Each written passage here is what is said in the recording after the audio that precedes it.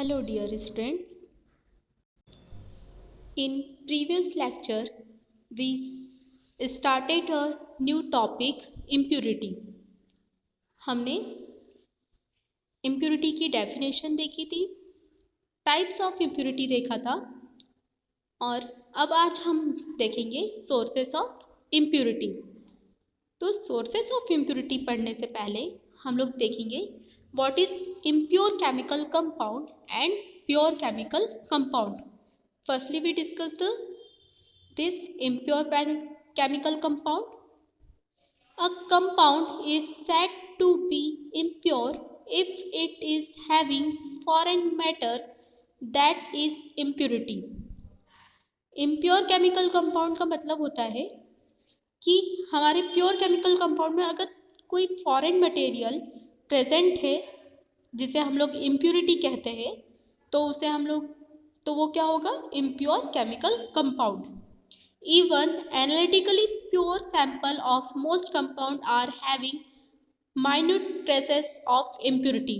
अगर आपने कोई एनालिटिकली प्योर कर भी लिया आपके कंपाउंड को तो फिर भी उसमें थोड़े से अमाउंट में थोड़े से इसमें फॉरेन मटेरियल प्रेजेंट होता है तो फिर भी उसे हम लोग क्या बोलेंगे इम्प्योरिटी, इम्प्योर केमिकल कंपाउंड.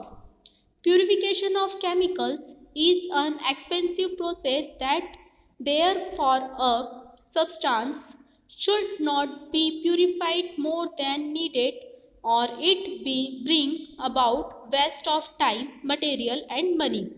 कई बार ऐसा होता है कि कंपनीज में जो हम लोग प्यूरिफिकेशन करते हैं तो वो प्यूरिफिकेशन मेथड अगर हम लोग केमिकल्स का प्यूरिफिकेशन करते हैं या फिर हम लोग उसके क्रिस्टलाइजेशन वगैरह जो मतलब क्रिस्टलाइजेशन तो हम लोग करते ही है पर अगर हम लोग प्यूरिफिकेशन करना चाहते हैं तो वो क्या होता है वो उसमें बहुत टाइम लगता है.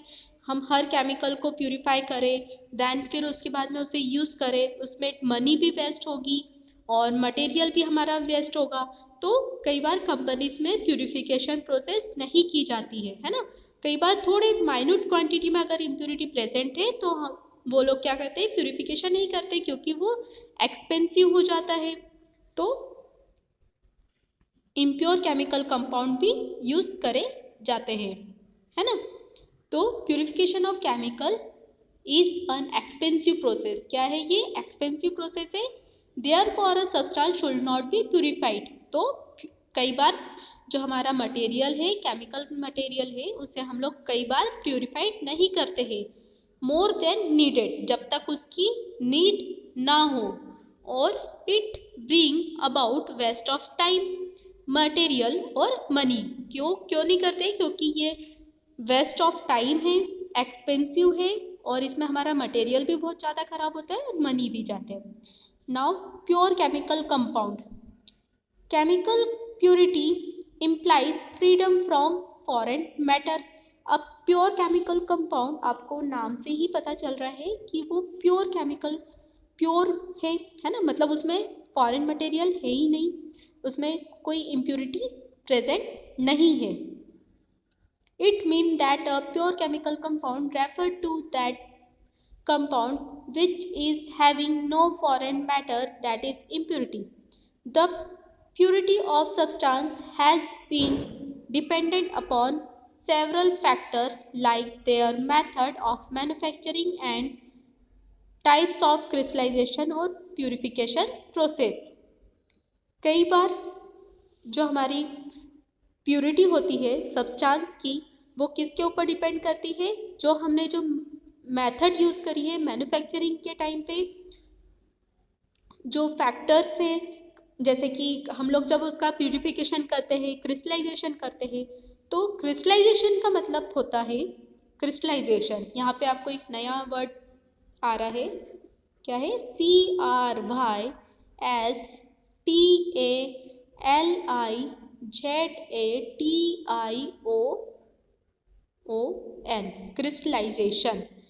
ये क्या हो जब मेन मटेरियल जो रहता है हमारा जो मेन प्रोडक्ट रहता है जब वो बन जाता है तो उसके लिए हम लोग अब उसमें कई बार क्या होता है कि इम्प्योरिटी प्रेजेंट होती है उसमें रिएजेंट्स प्रेजेंट होते हैं है ना. तो अब उसको प्योर करने के लिए उसको प्यूरिफाई करने के लिए हम लोग कौन सी प्रोसेस यूज़ करते हैं? क्रिस्टलाइजेशन, ये वाली प्रोसेस है ना, प्यूरिफिकेशन और क्रिस्टलाइजेशन हम लोग यूज़ करते हैं। तो उस टाइम पर भी इम्प्योरिटी उसमें आ जाती है, मतलब प्योर करने के लिए तो वो 100% प्योर नहीं हो पाता है। जब हम लोग प्यूरिफिकेशन करते हैं तो वो 100% प्योर नहीं हो पाता है, तो उसमें थोड़ी माइन्यूट क्वांटिटी में इम्प्योरिटी प्रेजेंट रहती है। पर हम लोग प्यूरिफिकेशन के लिए हमारे कंपाउंड को प्योर करने के लिए क्रिस्टलाइजेशन प्रोसेस करते हैं। However it become almost impossible. कई बार ये क्या होता है, इम्पॉसिबल मेथड होती है, जैसे पूरी तरह से हमारा कोई भी केमिकल प्योर नहीं हो पाता है। उसको प्योर करने के लिए बहुत ज़्यादा टेक्निक यूज़ करी जाती है और उसे बहुत मेथड यूज़ करके उसे प्योर किया जाता है। Now impurity commonly found in medicinal preparation, activity depressing impurity due to coloring or flavoring substances। कई बार क्या होता है, अगर हम कलर और फ्लेवर ऐड करते हैं तो उसकी वजह से भी इम्प्योरिटी आ जाती है। ह्यूमिडिटी, मॉइस्चर की वजह से। Decrease self life. Decrease self life मतलब होता है कि जैसे कई बार आपने देखा होगा प्रोडक्ट के ऊपर एक्सपायरी डेट लिखी होती है कि ये 6 मंथ में एक्सपायर हो जाएगा, है ना। तो वो क्या होती है, उसकी सेल्फ लाइफ। जो हम लोग एक्सपायरी डेट लिखते हैं वो क्या कहलाएगी, उसकी सेल्फ लाइफ। तो 6 मंथ में क्या होगा, वो डिग्रेड होने लगेगा, जो प्रोडक्ट है वो खराब होगा, तो वो यूज़ के लिए नहीं रहता है। तो now physical and chemical property की वजह से भी हो सकता है। Impurities due to which substance become incompatible. जो हमने जो मटेरियल, जो प्रोडक्ट बनाने के लिए जो मटेरियल यूज़ करे हैं उसमें से कोई एक सब्सटेंस ऐसा होता है जो कि इनकम्पेटिबल होता है, जो कि अगर ज़्यादा टाइम तक उसमें रहे तो वो खराब हो सकती है। Now, sources of impurity in pharmaceutical chemicals। अब sources of impurities देखेंगे कि क्या सोर्स है केमिकल्स, क्यों इम्प्योरिटी कहाँ से आ रही है हमारे प्रोडक्ट में। तो फर्स्ट सोर्स है हमारा raw material used in manufacture, कि जो हम लोग रॉ मटेरियल यूज़ कर रहे हैं मैन्युफैक्चरिंग के टाइम पर, उसकी वजह से भी इम्प्योरिटी आ सकती है। तो impurities known to be associate with these chemicals may be carried through the manufacturing process and contaminate the final product। कई बार होता है कि जो हम लोग रॉ मटेरियल यूज़ कर रहे हैं उसी में इम्प्योरिटी प्रेजेंट होती है, तो उसी से क्या होता है, जो हमारा फाइनल प्रोडक्ट बनता है उसमें भी इम्प्योरिटी आ सकती है। और कई बार उसमें माइक्रो ऑर्गेनिजम्स की ग्रोथ भी हो सकती है, वो कंटामिनेट भी हो सकता है। Reagent used in manufacturing process. Reagents जो हम लोग यूज़ करते हैं मैन्युफैक्चरिंग की प्रोसेस में, उसमें भी उसके थ्रू भी इम्प्योरिटी आ सकती है। तो उसके थ्रू कैसे आ सकती है, if reagents used in manufacturing process are not completely removed by washing, this may find entry into the final product। क्या है, अगर हम लोग रिएजेंट यूज़ करते हैं, जैसे कि हमने कोई सब्सटेंस बनाना है, लाइक एग्जाम्पल हमें बनाना है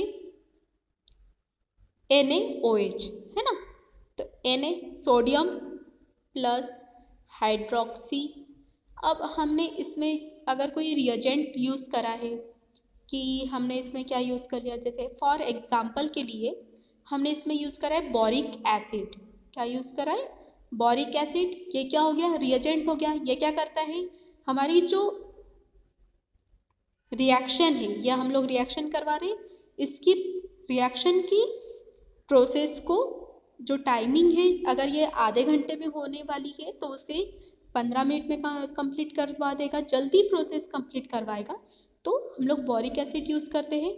तो ये क्या बन गया हमारा, NaOH। अब इसमें हमने क्या यूज़ करा है, रिएजेंट यूज़ करा है बोरिक एसिड। अब यहाँ हमने क्या बनाया, NaOH।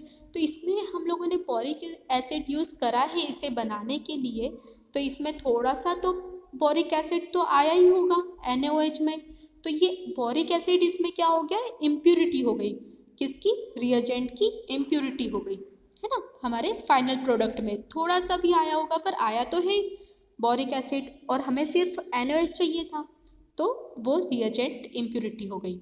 Now third point, method process used in manufacturing.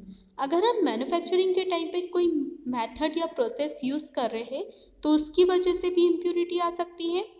Many drugs and chemicals in manufacturing from different raw material by using different method और process। कई बार हम लोग अलग अलग केमिकल कंपाउंड बनाने के लिए अलग अलग रॉ मटेरियल यूज़ करते हैं और अलग अलग प्रोसेस यूज़ करते हैं। The impurity are incorporated into the material during the manufacturing process.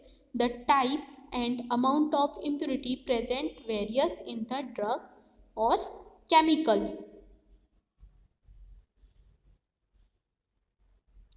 तो क्या है, वही चीज़ है कि अगर हम लोग अलग अलग मटेरियल और अलग अलग मेथड यूज़ कर रहे हैं तो जब हम लोग उसकी मैन्युफैक्चरिंग करते हैं तो उस टाइम पे क्या होता है कि उस वजह से भी इम्प्यूरिटीज़ आ सकती है, और इसमें बहुत अलग अलग टाइप की इम्प्यूरिटीज़ प्रेजेंट हो सकती है, कुछ आइडेंटिफाइड होती है और कुछ अनआइडेंटिफाइड होती है। Chemical process used in manufacturing, कई बार हम लोग सिंथेसिस करते हैं, है ना, हमारी जो ड्रग है उसकी सिंथेसिस करते हैं, तो उसकी वजह उसमें जो हम लोग केमिकल प्रोसेस यूज़ कर रहे हैं जैसे नाइट्रेशन होती है ना, जैसे कि नाइट्रेशन हो गया, हेलोजिनेशन हो गया, ऑक्सीडेशन, रिडक्शन, हाइड्रोलिसिस, ये सब हम लोग केमिकल प्रोसेस यूज़ कर रहे हैं तो उसकी वजह से भी क्या होता है, इम्प्यूरिटी आ सकती है। तो tap water is used in the various process and it often has chloride, calcium और and magnesium। कई बार हम लोग टैप वाटर यूज़ करते हैं, कई बार नहीं, हम मोस्टली कोई सब्सटेंस बनाने के लिए, मोस्टली फार्मास्यूटिकल सब्सटेंस प्रिपेयर करने के लिए, मैन्युफैक्चरिंग करने के लिए हम लोग टैप वाटर ही यूज़ करते हैं, है ना। तो उसमें क्या होता, उसमें भी कई बार इम्प्यूरिटीज़ प्रेजेंट होती है, जैसे क्या क्लोराइड होता है, कैल्शियम होता है, मैग्नीशियम होता है, मेटल्स प्रेजेंट होते हैं, तो उसकी वजह से भी क्या होता है, इम्प्यूरिटी आ सकती है। Now atmospheric contamination during the manufacturing process, कई बार क्या होता है, एटमॉस्फेयर की भी वजह से होता है, कई बार जैसे मौसम चेंज होते हैं तो उसकी वजह से भी हो सकता है, कई कंटामिनेशन हो सकता है, माइक्रो ऑर्गेनिजम्स की ग्रोथ हो सकती है, तो उसकी वजह से भी क्या हो सकता है, इम्प्यूरिटी आ सकती है। तो in industrial areas atmosphere is contaminated with dust particle and some gases like hydrogen, sulfur dioxide during manufacturing or purification of pharmaceutical product, these impurities enter the final product as impurity। क्या होता है कि कई बार हम लोग जब industrial में manufacturing करते हैं तो उसमें क्या होता है कि कहीं से डस्ट आ गई या फिर एल्यूमिनियम ऑक्साइड आ गया, सिलिका ग्लास पार्टिकल्स आ गए, या फिर प्लास्टिक के फ्रेगमेंट्स आ गए, या ऐसा हो सकता है कि अगर हम लोग उसमें कोई गैस यूज़ कर रहे हैं तो गैस का आ गई, या फिर है ना उसने उसके साथ में क्या कर लिया, रिएक्शन कर ली, तो वो भी एक इम्प्यूरिटी हो सकती है। यहाँ एग्जाम्पल है, these are many pharmaceutical products which when manufactured are contaminated with atmospheric CO2 carbon dioxide gas and water vapor, for example sodium hydroxide and absorb atmospheric carbon dioxide। देखो यहाँ पे एग्जाम्पल भी दिया है आपको कि NaOH जो है हमारा, अगर हमें सोडियम कार्बोनेट बनाना है ना, Na2CO3 हमें बनाना है तो हमें क्या करना पड़ेगा, NaOH और CO2 की रिएक्शन करवानी पड़ेगी। तो सोडियम हाइड्रोक्साइड क्या करता है, CO2 को एब्जॉर्ब करने का काम करता है, पर इसमें क्या होता है, वाटर वेपर भी बनते हैं। तो उसकी वजह से क्या होता है, इम्प्यूरिटी आ सकती है। जैसे CO2 हम लोगों ने यूज़ करी है ना, यहाँ पे हमने CO2 यूज़ करी है, तो ये पूरी तरह से रिमूव नहीं हुई हो, है ना। जैसे ये प्रोडक्ट है हमारा जो, उसमें से पूरी तरह से CO2 रिमूव नहीं हुई है, थोड़े से अमाउंट में भी अगर यहाँ पर कुछ गैस प्रेजेंट है तो उसकी वजह से भी क्या हो सकता है, इम्प्यूरिटी आ सकती है। और यहाँ वाटर की वजह से भी इम्प्यूरिटी आ सकती है। Now, sixth is intermediate product in the manufacturing process. जो इंटरमीडिएट प्रोडक्ट बनते हैं मैन्युफैक्चरिंग के टाइम पर, इंटरमीडिएट का मतलब आपको पता है कि स्टार्टिंग मटेरियल, है ना, स्टार्टिंग मटेरियल और फाइनल प्रोडक्ट के बीच में क्या बनता है हमारा, इंटरमीडिएट। तो there are some intermediate which are produced during manufacturing process. Sometimes this intermediate may be carried through the final product. जो intermediate है वो पूरी तरह से रिमूव नहीं हो पाते हैं और हमारे फाइनल प्रोडक्ट में आ सकते हैं। तो यहाँ पर हम लोग एक एग्जाम्पल देख लेते हैं। ये हमारी रिएक्शन है, potassium iodide is prepared by, क्या है ये, पोटेशियम आयोडाइड है। इसे हम लोग किसके थ्रू प्रिपेयर करेंगे, पोटेशियम हाइड्रोक्साइड, और ये क्या है हमारा, आयोडीन। इन दोनों के मिक्सचर से हम लोग क्या बनाएंगे, पोटेशियम आयोडाइड। अब हम लोग ये बना रहे हैं तो क्या होता है, the resulting solution is first evaporate to dryness and the heated with charcoal. और फिर उसके बाद में जो हमारे रिजल्टिंग सॉल्यूशन है उसे हम लोग क्या करेंगे, चारकोल से, मतलब उसे हीट करेंगे, उसे गर्म करेंगे, तो फिर हमारा क्या बनेगा, पोटेशियम आयोडाइड। जैसे यहाँ हमारा क्या बन गया, इंटरमीडिएट बन गया। इंटरमीडिएट क्या हो गया हमारा, जैसे हमने ये तो बना लिया ना, यहाँ पे पोटेशियम आयोडाइड बन गया। अब ये हमारा क्या बन गया, इंटरमीडिएट। अब इस इंटरमीडिएट को हम लोग रिएक्ट करवाएंगे चारकोल से। किससे करवाएंगे हम लोग, चारकोल से। ये क्या बन गया था हमारा, इंटरमीडिएट। अब इसे हम चारकोल से रिएक्ट करवाएंगे तो हमारे पास में क्या आ जाएगा, पोटेशियम आयोडाइड। तो in this process if the intermediate product KiO3 is not completely converted into potassium iodide, then it may be carried through to the final product is as an impurity. वही अगर हमारा ये जो intermediate है वो हमारे potassium iodide में पूरी तरह से कन्वर्ट नहीं हुआ है, थोड़े से अमाउंट में भी अगर KiO3 प्रेजेंट है तो वो क्या कहलाएगी, इम्प्यूरिटी ऑफ इंटरमीडिएट, इंटरमीडिएट की इम्प्यूरिटी कहलाएगी। Now seventh is defect in the manufacturing process. अगर हम लोग मैन्युफैक्चरिंग कर रहे हैं उसमें कोई डिफेक्ट है तो उस वजह से भी हो सकता है। In many manufacturing process there are defect like imperfect mixing, incompleteness, non adherence to proper temperature, pressure, pH और रिएक्शन कंडीशन।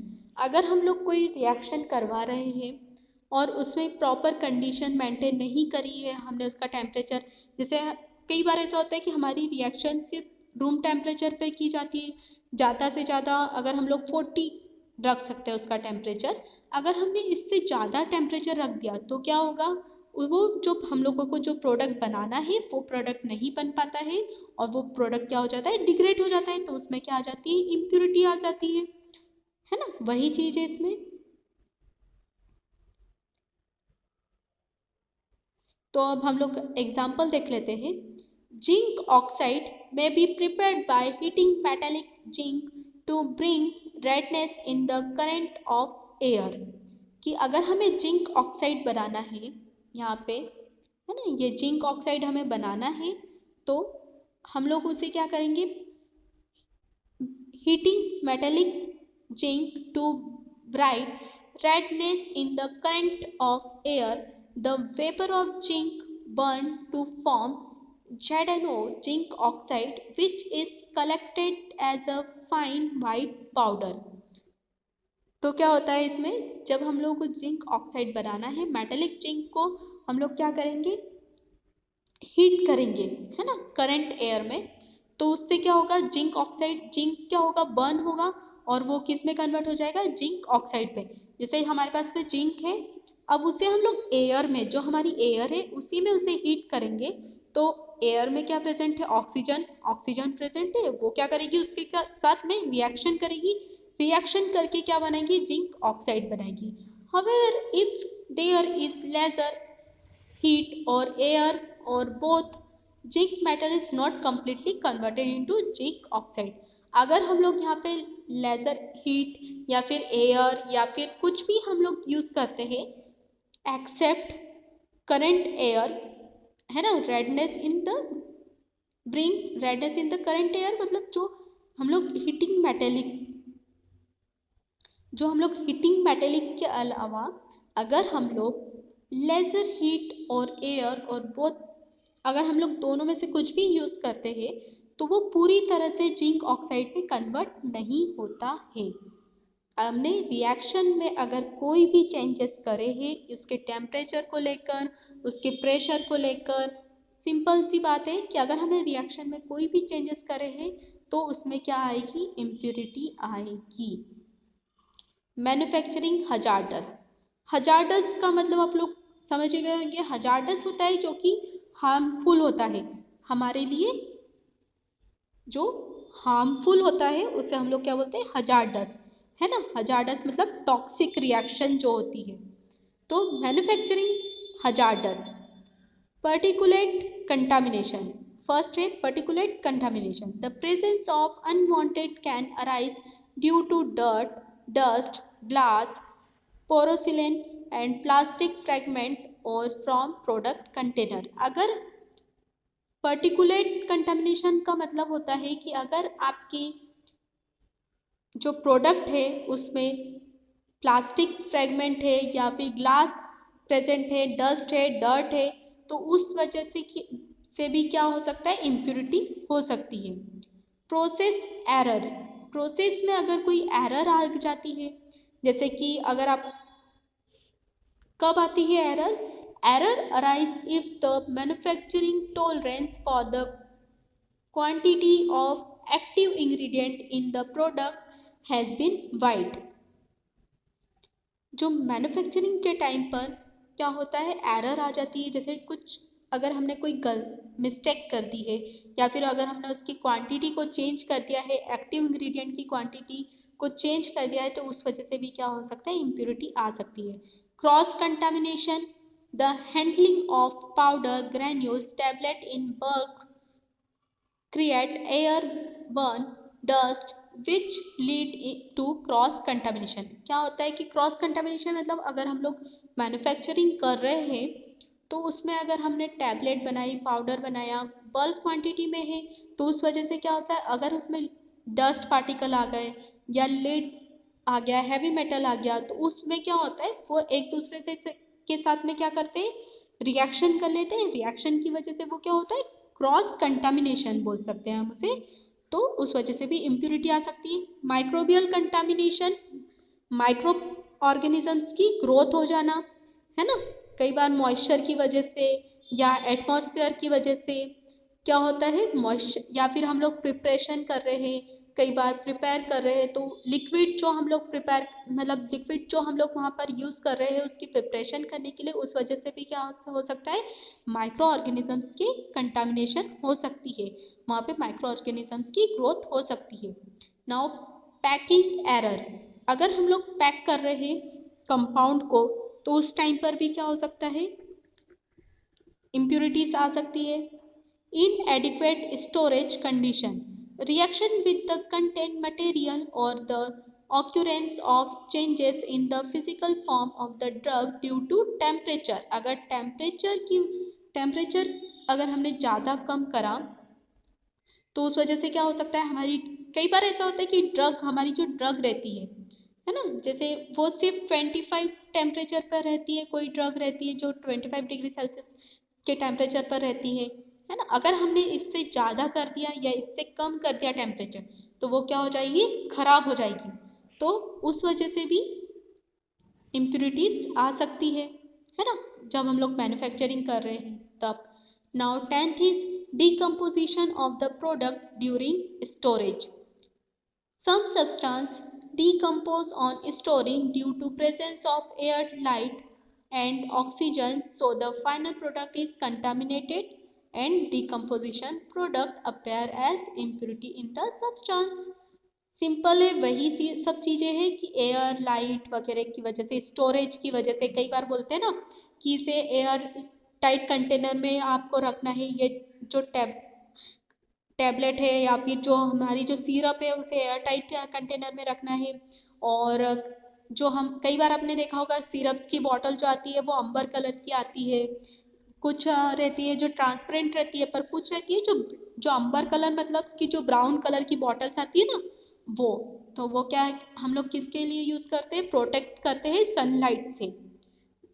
तो उस वजह से भी क्या होता है, इम्प्यूरिटीज आ सकती है। एक्सीडेंटल सब्सटीट्यूशन और deliberate adulteration with spurious or useless material. Some pharmaceutical chemicals may be adulterated with cheaper substance. जैसे कई बार क्या होता है कि आप लोगों ने भी देखा होगा कि किराने की शॉप पे जाते हैं हम लोग, तो सेम वही मैंने आपको कल भी एग्जांपल दिया था कि वो लोग क्या करते हैं, उसमें कोई और मटेरियल मिला मिक्स कर देते हैं सेम दिखने जैसा। जैसे काजू रहते हैं, हम सॉरी बादाम जो रहते हैं, बादाम में वो लोग क्या करते हैं, जैसे सेम उसकी तरह दिखने जैसा कोई मटेरियल मिला देते हैं, या फिर उसमें कुछ जो सेम दिखता हो, है ना। फॉर एग्जाम्पल आपको सौंफ का दिया था मैंने। सौंफ में अगर हम लोग को कई बार वो देखते हैं हम लोग, उसमें ग्रीन कलर की लकड़ियाँ प्रेजेंट रहती है ना, लकड़ियाँ रहती है, या फिर तो वो क्या रहती है, एडल्ट्रेट, मतलब सेम दिखने जैसा। अब हम लोग वहाँ पे चेक तो करेंगे नहीं, हाँ ठीक है सौंफ है, हम लोग लेकर आ जाते हैं, तो वो लोग क्या है मिक्सिंग करते हैं, है ना। तो उसे हम लोग क्या बोलते हैं, एडल्ट्रेशन। तो KBr is may be adulterate, जो हमारा केबीआर है वो क्या है, एडल्ट्रेट है विथ सोडियम पोटेशियम ब्रोमाइड में एडल्ट्रेट है सोडियम ब्रोमाइड। तो potassium bromide is more expensive that sodium bromide. जो पोटेशियम ब्रोमाइड है वो क्या है, बहुत ज़्यादा एक्सपेंसिव है as compare to sodium bromide. तो सोडियम ब्रोमाइड और पोटेशियम ब्रोमाइड क्या है, दोनों एक जैसे दिखते हैं, तो उसमें क्या करते हैं लोग, मिक्स कर देते हैं सोडियम ब्रोमाइड को पोटेशियम ब्रोमाइड में और उसे सेल कर देते हैं। तो ये क्या है उसका adulteration. The potassium bromide expensive than their corresponding sodium salt, hence to avoid the chances of adulteration of the potassium salt, है ना। तो इसमें यहाँ पे क्या करा है, पोटेशियम जो ब्रोमाइड है वो बहुत ज़्यादा एक्सपेंसिव है, ये पोटेशियम ब्रोमाइड एक्सपेंसिव है as compare to sodium bromide. तो क्या करते हैं, ये क्या करते हैं, इसमें इसको इसकी जगह पे इसे मिक्स कर देते हैं केमिकल सब्सटेंस बनाने के लिए। तो ये क्या उसका एडल्ट्रेशन हो गया है। Okay, thank you.